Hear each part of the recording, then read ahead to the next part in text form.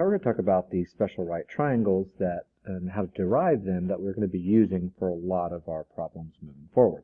We start with the 30, 60, 90 special triangle, and this is formed by starting with an equilateral triangle where all sides and angles are congruent, and we just bisect it right down the middle. When we do that, we split it into two triangles, and we're just going to focus on one. This angle down here is congruent to our 60-degree angle. There was no change there. But when we split this angle in half, instead of 60 degrees, it's now 30, and we formed a right angle down here at the bottom. We can also compare the side lengths. This full side length hasn't changed, so it still measures 2. This bottom side length, however, was cut in half, so now it measures 1. And then we just need to find this side length here. Well, we can use our Pythagorean theorem. A squared plus b squared equals c squared. 1 can be one of the legs. We're solving for the other leg, and our hypotenuse is opposite the right angle. So we end up with b squared equals 3, and then b equals the square root of 3. So we end up with this triangle with the following three sides, 1, 2, and square root of 3. An easy way to keep this in line and understand is that our side lengths have these same values. Note that the square root of 3 is approximately 1.7, our smallest side length being 1, our middle side length being 1.7, and our longest, our hypotenuse, being 2. Our triangle also has angles of 30 degrees, 60 degrees, and 90 degrees, with the smallest being 30 and the largest being 90. The smallest angle is always opposite the smallest side. 30 is opposite of 1. The largest angle is always opposite the longest side. 90 is opposite 2. And then our middle angle is opposite the middle length. 60 is always opposite square root of 3.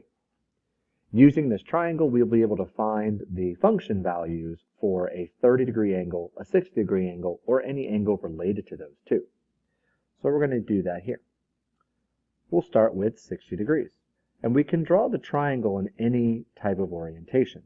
It doesn't have to be exactly the same as we saw above. So for example, I could put 30 degrees down here, 60 degrees here, and my right angle. This triangle is not drawn to scale at all. But what's important is that opposite the 30-degree angle, we have the 1. Opposite the 60, we have the square root of 3. And opposite the 90, we have the 2. Smallest, middle, largest. So we're going to focus on our 60-degree angle. Relative to the 60-degree angle, the opposite side is square root of 3. The adjacent side is 1, and our hypotenuse is 2. So sine being opposite over hypotenuse, we have the square root of 3 over 2. Cosine is adjacent over hypotenuse. Tangent is the opposite over the adjacent, giving us square root of 3. And then we just write each reciprocal.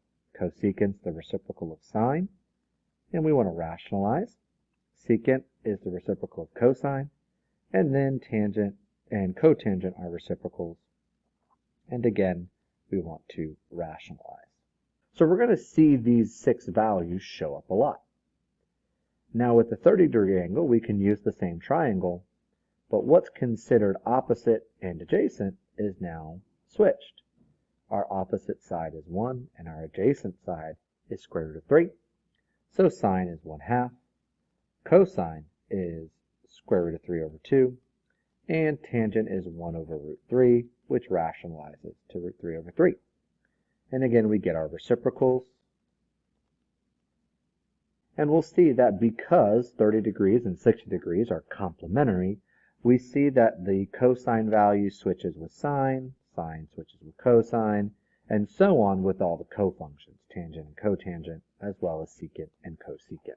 So using that special right triangle, we're able to identify all 6 trig functions for 30 degrees as well as 60 degrees, and we'll see in future units where we also use it with our non-acute angles.